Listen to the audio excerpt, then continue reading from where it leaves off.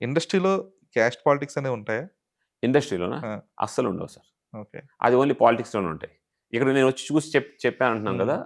ఇప్పుడు చూడండి మీరు ఆహ్, మన అంటే I can't indicate the cast చా చాలా 2 మెయిన్ క్యాస్ట్స్ ఉన్నాయి హ్మ్. ఇండస్ట్రీలో. హ్మ్. నేను చెప్పను.